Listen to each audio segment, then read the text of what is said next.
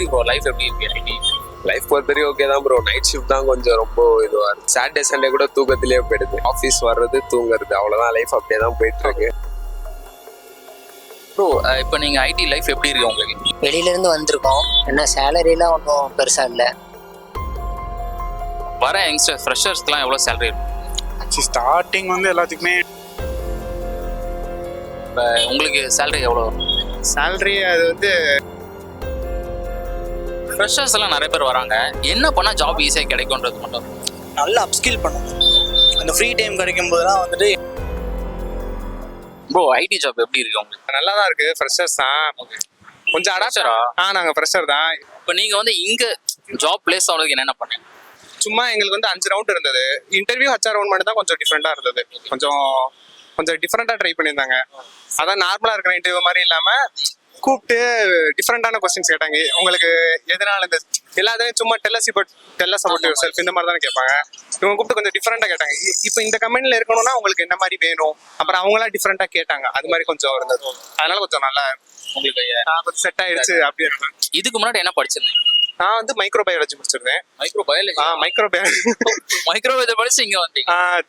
சும்மா ரெண்டுமே ஒண்ணுதான். எப்படியும் எல்லாம் படிச்சுட்டு வேற வேலைக்கு தான் போறோம். சும்மா அதை படிச்சிட்டோம், ஜாலியா இருக்கும் அப்படிங்க. நீங்க எதிர்பார்த்த ஜாப் தானா இல்ல? எதிர்பார்க்கல, பட் ஆனா கிடைச்சது நல்ல கம்பெனியா இருக்கவும் சரி, நல்லாவும் இருக்கு. ஒன்னும் குறை சொல்ற மாதிரி இல்லைங்க. இந்த ஜாப் கெட் பண்றதுக்கு என்னென்ன ப்ரொசீஜர் பண்ணீங்க, என்னென்ன படிச்சீங்க? இது நான் ஆன் கேம்பஸ் தான், காலேஜ் வழியாக தான் வந்திருக்கேன். காலேஜ் வழியாக அந்த கோர்சஸ் எக்ஸ்ட்ரா அந்த யூடியூப் சேனல்ஸ் அந்த மாதிரி தான் படித்தோம். கோர்சஸ் என்ன படிச்சீங்க? கோர்சஸ் வந்து இந்த டேட்டா ஸ்ட்ரக்சர் அல்காரிதம், அதுக்கு யூடியூப் சேனல்ஸ் நிறைய இருக்கு. அதை படிச்சு இது படிச்சது இன்ஜினியரிங்கா? ஆமாம், இன்ஜினியரிங். நீங்க இப்போ? நான் வந்து சேல்ஸ்ல தான் இருந்தேன். நான் டிஃப்ரெண்ட் டிபார்ட்மெண்ட்ஸ்ல ஒர்க் பண்ணியிருக்கேன். ஸோ சாஸ்குள்ள என்ட்ரி ஆகணும்னு பார்த்தேன். இந்த ஆப்பர்ச்சுனிட்டி கிடைச்சது. ஸோ அப்படிதான் வந்தேன். நான் சேல்ஸ் எக்ஸ்பீரியன்ஸ் வச்சு. ஹாப்பியா அந்த ஜாப்? டெஃபினட்டா நல்லா தான் போயிட்டு இருக்கு. அந்த நார்மலா ஐடி லைஃப்னு சொல்லுவாங்களா, அந்த மாதிரி தான் இருக்கா? இல்ல, என்னோட ப்ரீவியஸ் ஆர்கனைசேஷன் கம்பேர் பண்ணும்போது டோட்டலாவே ஒரு டிஃப்ரெண்ட் ஃபீல். ஏன்னா அது வேற இண்டஸ்ட்ரி, இது வேற இண்டஸ்ட்ரி. ஸோ ஃப்ரெஷர்ஸ் எல்லாம் நிறைய பேர் வராங்க. என்ன பண்ணா ஜாப் ஈஸியா கிடைக்கும்ன்றது மட்டும். நல்லா அப்ஸ்கில் பண்ணணும். அந்த ஃப்ரீ டைம் கிடைக்கும் போதெல்லாம் வந்துட்டு என்னென்ன அவங்களுக்கு பிடிச்சிருக்கோ, இன்ட்ரெஸ்ட் இருக்கோ, அதில் கோர்ஸ் மாதிரி எடுத்து இன்டெப்தா ப்ராக்டிக்கலாக படிக்கணும், தியரட்டிக்கலா இல்லாமல். அந்த ப்ராஜெக்ட்ஸ் மாதிரி பண்ணிக்கிட்டா கண்டிப்பாக வந்து இன்டர்வியூ அப்போ அவங்களுக்கு சக்ஸஸ் ஆகும். ஸோ கம்யூனிகேஷன் ஸ்கில்ஸ் முக்கியம் சேல்ஸ் பொறுத்த வரைக்கும். நல்ல பிஸ்னஸ் ரிலேட்டடாக பேசணும், நல்ல நெகோசியேஷன் ஸ்கில்ஸ் வேணும். ஸோ அது ஆட்டோமேட்டிக்காக கற்றுப்பாங்க. லைக் ஒன்ஸ் உள்ள வந்தோன்னே சேல்ஸ் எக்ஸ்பீரியன்ஸ் தான் பார்ப்பாங்க. மெயினாக கம்யூனிகேஷன், எப்படி பேசுகிறோம், கிளையண்ட்டுக்கு என்ன சொல்யூஷன் கொடுக்குறோம், அதுதான் மெயின். ஸோ அந்த மாதிரி நீங்கள் உங்கள் இன்டர்வியூவில் பண்ணீங்கன்னா ஆப்வியஸாக கிராக் பண்ணலாம். இப்போ எத்தனை ரவுண்ட் ப்ரோ நீங்க? எனக்கு ஒரு 3 to 5 ரவுண்ட்ஸ் இருந்துச்சு. எனக்கு ஒரு 3 இருந்தது. இந்த ரவுண்ட் ரொம்ப சேலஞ்சிங்கா? ஆப்வியஸா டெக் ரிலேட்டடா ஏதாவது கேட்டாதான் டஃபா இருக்கும். ரிலேட்டடா தான் ஒர்க் பண்றோம். ஆமா. ஸோ ஆப்வியஸா இப்போ எனக்கு சேல்ஸ்லயே வந்து எப்படி ஹேண்டில் பண்ணுவீங்க, ஃப்ரஸ்ட்ரேட்டட் கஸ்டமர் எப்படி பண்ணுவீங்க, அந்த மாதிரி கொஸ்டின்ஸ்லாம் வரும். ஸோ அதெல்லாம் ரெடியா ஹேண்டில் பண்ண கற்றுக்கும். ப்ரோ இப்போ நீங்க ஐடி லைஃப் எப்படி இருக்கு உங்களுக்கு? பரவாயில்ல, ஓரளவுக்கு. எப்படி சொல்லணும்னா வெளியிலேருந்து வந்திருக்கோம். என்ன சேலரிலாம் ஒன்றும் பெருசாக இல்லை. நம்ம ஓரளவுக்கு எக்ஸ்பீரியன்ஸ் கோசரம் வந்திருக்கோம், அவ்வளோதான், வேறு ஒன்றும். அதனால எக்ஸ்பீரியன்ஸ் கோசரம் வரலாம், வந்துட்டு அப்புறம் வெளியில் ஏதாவது போகிற மாதிரி இருக்கும். அப்படிதான் இருக்கேன் நான், அந்த மாதிரி. ஆமாம். நார்மலாக வந்து இங்கே என்ன ப்ரொஃபஷனில் என்ன பொசிஷனில் ஒர்க் பண்ணுறீங்க? இங்கே நான் வந்து பேங்கிங் செக்டரில் இருக்கேன். பேங்கிங். ஆமாம். எப்படி இந்த ஜாப் கிடைச்சது? இது வந்து ஆன் கேம்பஸில் தான் வந்தோம். அப்போ அங்கே நான் ஈரோடு KSR காலேஜில் வந்து இந்த மாதிரி ஃப்ரெண்டு இந்த மாதிரி இன்டர்வியூ நடக்குதுன்னு சொன்னான். அது மூலிமா அட்டன் பண்ணி வந்தேன். ஆமாம். என்ன படிச்சிருக்கீங்க? நான் பிகாம் படிச்சுட்டு டேரக்டா? ஆமாம். ஹாப்பியா? லைஃப் எப்படி? பரவாயில்ல, இப்போ ஓரளவுக்கு பரவாயில்ல.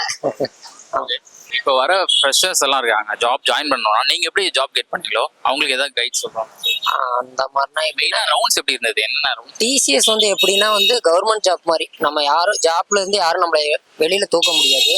அதனால வந்து எக்ஸ்பீரியன்ஸ் ஆகி உள்ள வரது நல்ல பெட்டர். நல்ல ஒரு சேலரி ஹைக் ஆகும். ரவுண்ட்ஸ் எல்லாம் எது ரொம்ப டஃபா இருந்தது? ரவுண்ட்ஸ் எங்களுக்கு பார்த்தீங்கன்னா BPSல வந்து நிறைய ஆளுங்க எடுத்தங்காட்டி ரவுண்ட்ஸ் ஒன்றும் இல்லை. நாங்கள் ஆல்ரெடி 2 ரவுண்ட்ஸ் செலக்ட் ஆயிருந்தோம். அப்புறம் இங்கே வந்து சும்மா நார்மலாக தான் நடந்துச்சு இன்டர்வியூ. இதே வந்து ஐடினா டெக்னிக்கல் அந்த மாதிரிலாம் இருக்கப்போ கொஞ்சம் ரொம்ப அடி வாங்குற மாதிரி இருக்கும். நல்லா கொஞ்சம் ப்ரிப்பேர் பண்ணுற மாதிரி இருக்கும். நாங்கள் அந்த அளவுக்கு பெருசாக இல்லை எங்களுக்கு. இப்போ என்னென்ன பண்ண இந்த ஜாப் கெட் பண்ணலாம்? ஒன்றும் இல்லை, கம்யூனிகேஷன் தான் மெயினாக. கம்யூனிகேஷன் ஃப்ளூயன்ட் இருக்கணும். நம்ம எது தப்பு பேசினாலும் வந்து ஃப்ளூயண்ட்டாக பேசிட்டா பிரச்சனை இல்லை. ஸ்டக் ஆகாமல் பேசிட்டா பிரச்சனை வராது.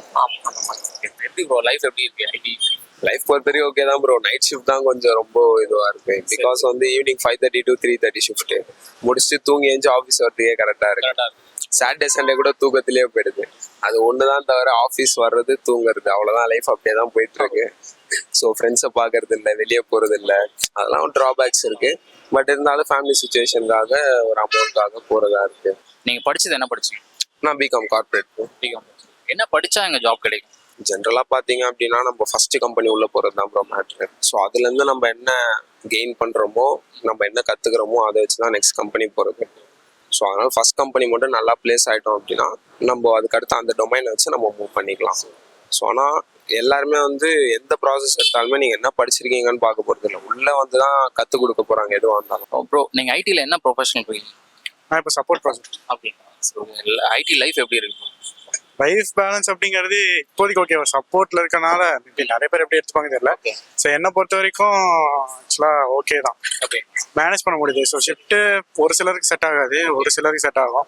ஸோ ஈவன் நைட் ஷிஃப்டாக இருக்கும் பட்சத்தில் கொஞ்சம் டஃப்பாக இருக்கும். ஸோ நீங்கள் ஜென்ரல் ஷிஃப்ட் இல்லை மூணு ஷிஃப்ட் வரீங்கன்னா, இப்போ என்னை பொறுத்த வரைக்கும் பார்த்தீங்கன்னா 9 to 5ன்றப்போ உங்களுக்கு ஃபுல் டே அதிலே போயிடும். மேபி ஈவினிங் கொஞ்சம் நேரம் ரெஸ்ட் எடுக்கும், அவ்வளோதான். மற்ற நேரம் இருக்கும்போது நீங்கள் 1 to 10 அந்த மாதிரி நீங்கள் இருக்கும்போது நீங்கள் ஒரு ஃபர்ஸ்ட் ஹாஃபே வந்து உங்களுக்கு ஃப்ரீயாக கிடைக்கும். இல்லை காலையில் பார்க்குறீங்கன்னா செகண்ட் ஹாஃப் உங்களுக்கு ஃப்ரீயாக கிடைக்கும். ஸோ கொஞ்சம் ஜாலியா இருக்கிற அந்த மைண்ட் செட் அதெல்லாம் அதுதான் சொல்ல வரேன். நீங்கள் இந்த இப்படி இருக்கும்போதே ஒரு பேலன்ஸ் இருக்கும். பட் 9 to 5ங்கிறப்போ கொஞ்சம் கஷ்டம். நைட் ஷிஃப்ட் அப்படிங்கிறப்போ அந்த ஹெல்த் வைஸ் ரொம்ப இஷ்யூவாக இருக்கும். பட் ஆனா வந்து ரொம்ப ஸ்ட்ரெஸ்ஃபுல்லா இருக்கா இல்ல ஜாலியா இருக்கா? என்ன கேட்டா ஓகே தான். எனக்கு வந்து நான் பண்ற ஒர்க், இப்போ நீங்க டெவலப்மெண்ட் டீமோ இல்லை மற்ற டீமோ கேட்கும்போது அவங்களுக்கு ஸ்ட்ரெஸ்ஃபுல்லா இருக்கும். இப்போ சப்போர்ட் ப்ராஜெக்ட் அப்படிங்கிறப்ப நீங்க ஒர்க் முடிச்சக்கப்புறம் அதை பத்தி யோசிக்க தேவையில்லை.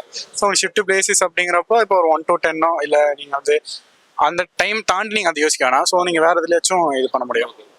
இப்போ நிறைய பேர் வந்து இப்போ வெளியில இருந்து கூட சென்னைக்கு வந்து ஐடி ஜாப் ஆகணுன்றலாம் இருக்காங்கல்ல. ஸோ எப்படி நீங்க ஐடி ஜாப் வந்தீங்க? அது எப்படின்னு? எனக்கு எல்லாமே என்ன சொல்றது, ஸ்பூன் ஃபீட் பண்ண மாதிரி தான் இருந்துச்சு. ஆக்சுவலாக காலேஜ் முடிச்சேன், பிளேஸ்மெண்ட் முடிச்சு வந்தேன். இப்போ ரீசெண்டாக வேற கம்பெனி ஒரு கம்பெனி ஜம்ப் பண்ணேன். ஸோ அதுவும் என்ன சொல்றது, வேற ஆஃபர் இல்லாமல் பேப்பர் போட்டேன். I just tried myself. Okay. அப்புறம் அது கிடைச்சது. என்ன படிச்சீங்க? நான் வந்து பிஎஸ்சி ஐடி முடிச்சு இப்போ கரஸ்ல எம்சிஏ பண்ணேன். ஓ அப்படி. கரஸ்ல எம்சிஏ பண்ணீங்க. எவ்வளோ சேலரி ப்ரோ இப்போ? எனக்கு 30 வருது ப்ரோ.